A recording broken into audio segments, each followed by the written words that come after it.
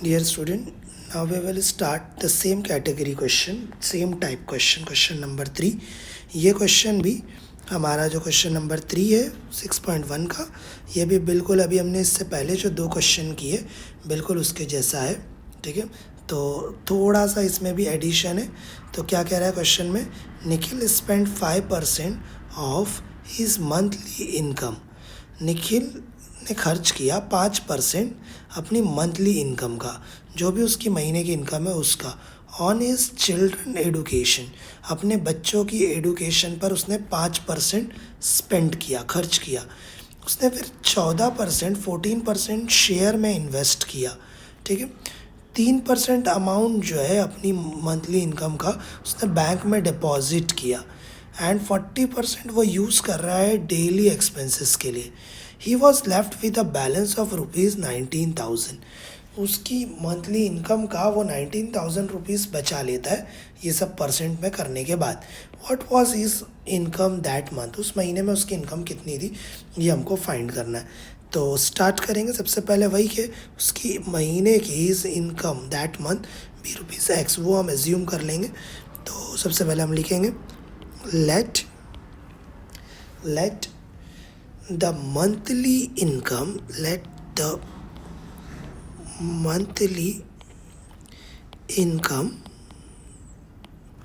of Nikhil be ₹X, या कोई भी वेरिएबल आप ले सकते हैं, y एक्सेट्रा. तो हमने एज्यूम कर लिया कि उसकी मंथली इनकम कितनी है, X रुपीज़ है. ठीक है, अब इसके बाद में हम उसकी कैटेगरी करते हैं कहाँ वो खर्च कर रहा है. तो मंथली इनकम का 5% वो चिल्ड्रन एडुकेशन पर खर्च कर रहा है. तो money spent on children education. तो हम लिखेंगे पहला, money spent on children's education is equals, तो वो कितना है 5% ऑफ मंथली इनकम. ठीक है, जगह नहीं थी, मैंने नीचे लिख लिया. तो अब money spent on children's education is equal to, तो 5% ऑफ मतलब इनटू मंथली इनकम है, हमने अभी एज्यूम किया X रुपीज़, राइट. ये मंथली इनकम है, तो वो हमने यहाँ लिख दिया. ये मंथली इनकम की जगह, ऑफ की जगह हमने डाला इनटू, ये रहा, और ये 5% जैसा आके वैसा. तो अब आगे सॉल्व करेंगे. इज इक्वल टू 5%, परसेंट मतलब अपॉन में 100 इंटू X जैसा के वैसा, मल्टीप्लाई कर देंगे. 5 इंटू X 5X अपॉन 100. तो ये पहला जो पैसा मनी स्पेंड कर रहा है चिल्ड्रन एडुकेशन पर, वो हमने कर लिया. ठीक है, यहाँ से यहाँ तक. अब इन्वेस्टेड 40% इन शेयर, तो मनी स्पेंट ऑन शेयर्स. ठीक है, तो हम लिखेंगे सेकेंड, जो वो पैसा कहाँ लगा रहा है, money spent on shares is equal to, shares में कितना परसेंट वो लगा रहा है, सी शेयर्स में वो लगा रहा है 14% ऑफ मंथली इनकम, राइट. तो हम लिखेंगे 14% ऑफ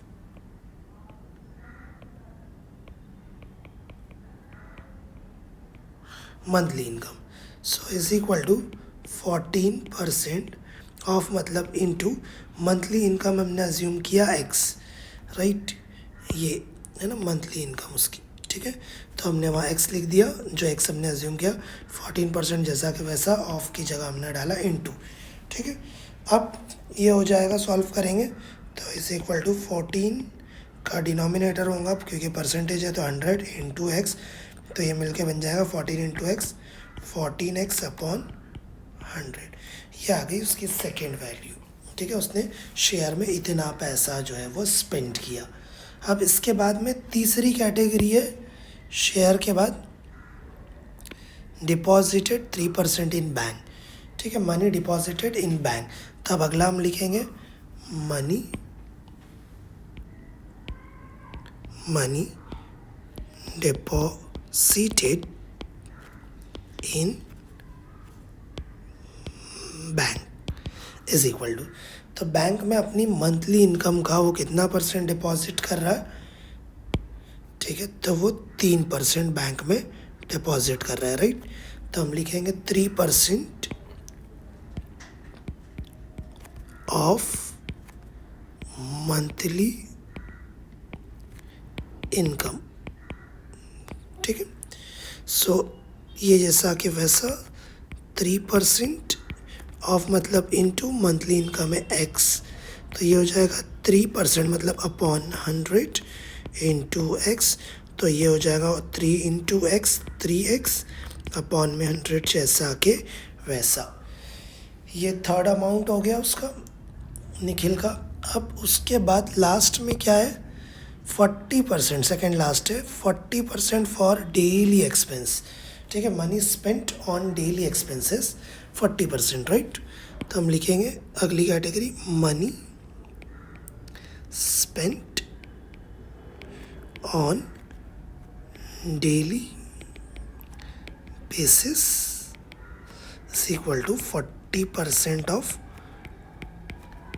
मंथली इनकम।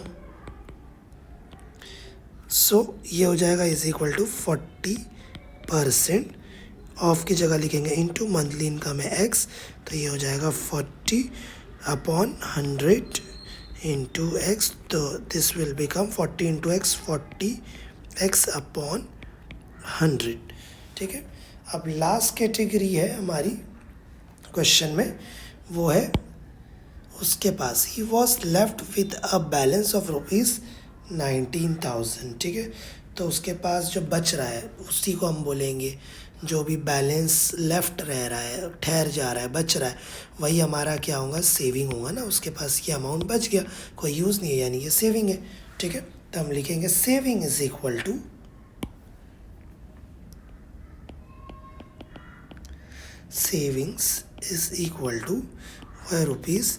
₹19,000, ठीक है। तो हमारे पास जो अमाउंट उसने अपने टोटल इनकम का एक्सपेंस किया है वो हमने यहाँ पर निकाल लिया। सी पहला अमाउंट ये है, दूसरा अमाउंट ये है, तीसरा अमाउंट ये है, चौथा अमाउंट ये है और उसकी सेविंग इतनी है। तो अब हम टोटल इनकम निकाल लेंगे। टोटल इनकम हम कैसे निकालते हैं, मैंने फार्मूला बनाना आपको सिखाया हूँ। Since total income is equal to, first पहला क्या है, सबको प्लस कर लेंगे, money spent on children education, सबसे पहला है money spent on children education. तो मैं लिखूँगा मनी स्पेंट ऑन चिल्ड्रन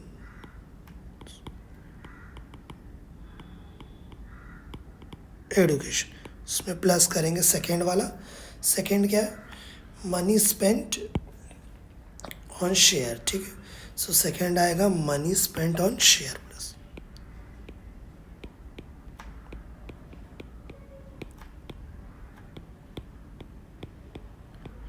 उसके बाद थर्ड है हमारा मनी स्पेंट ऑन शेयर हो गया, राइट। उसके बाद थर्ड है हमारा मनी डिपॉजिटेड इन बैंक, ठीक है, ये ठीक, money deposited in bank.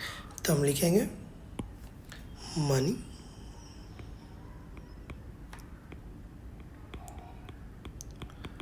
Deposited in bank. Fourth है हमारा money spent on daily basis expense, ठीक है। तो daily basis expense money spend, ठीक है। तो हम लिखेंगे मनी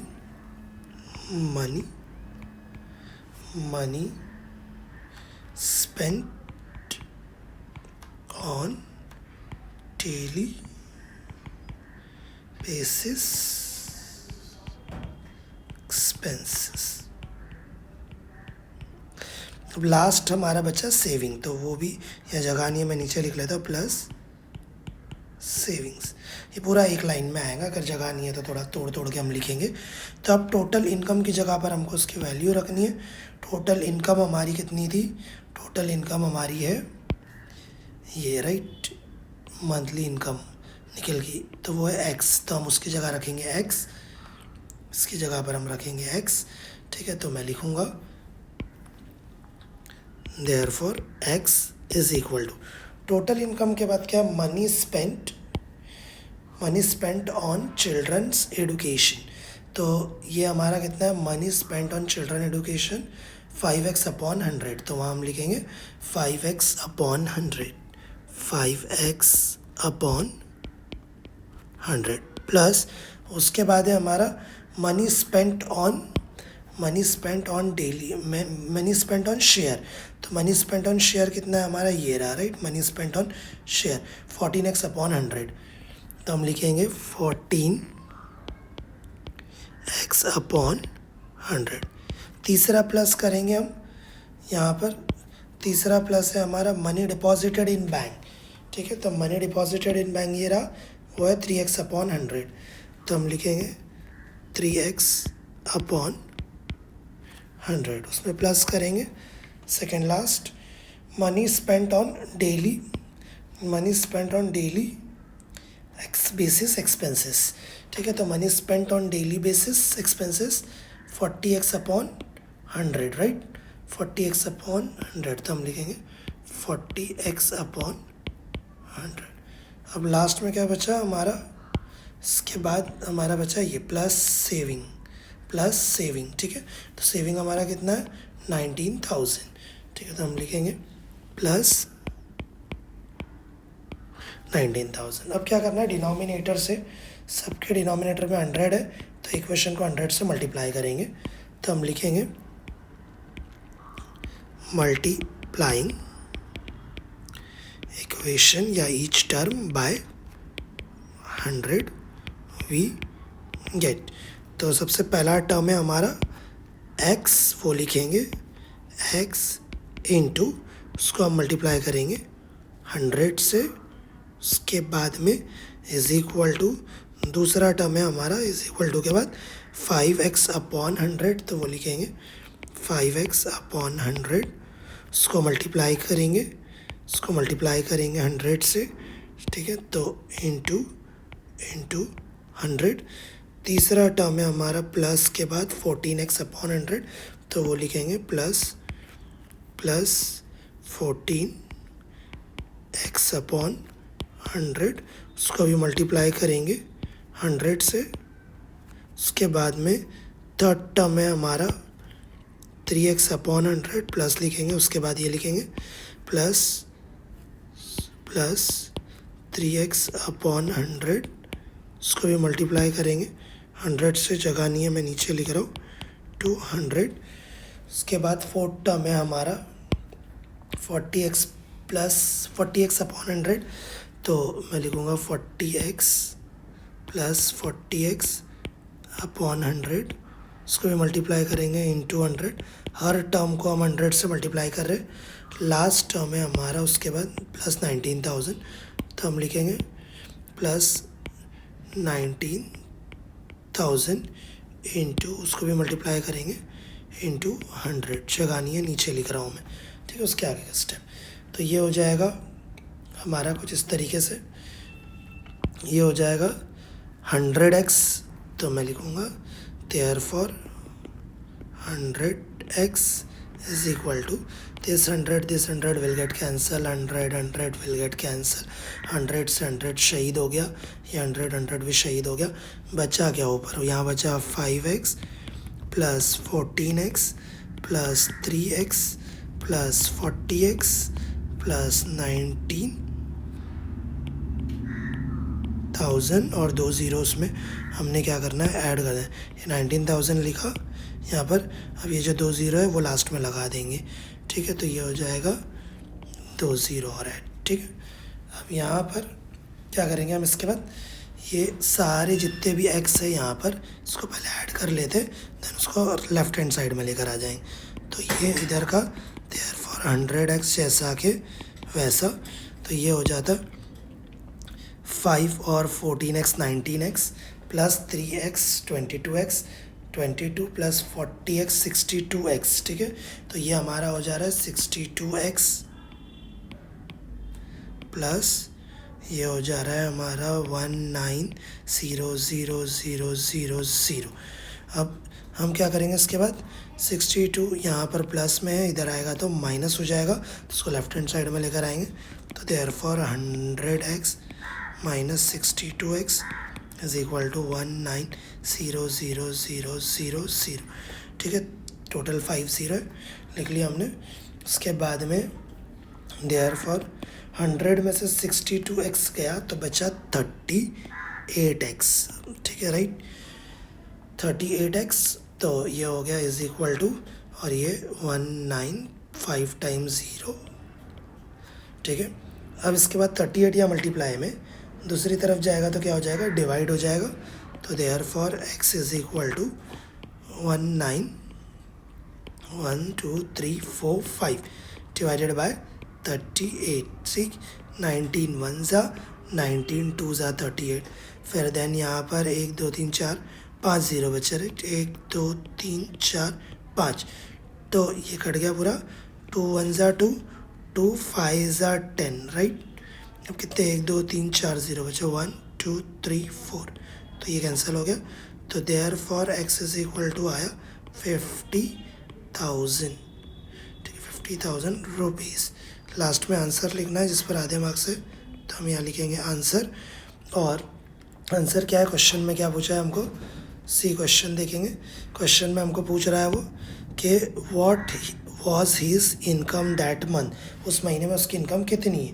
तो हम लिखेंगे, ठीक है, क्या नाम है, Nikhil's monthly income is rupees, Nikhil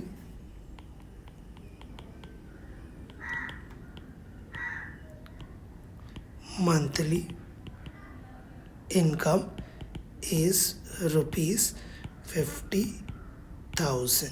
यहाँ पर हमारा क्वेश्चन कंप्लीट हुआ। Thank you.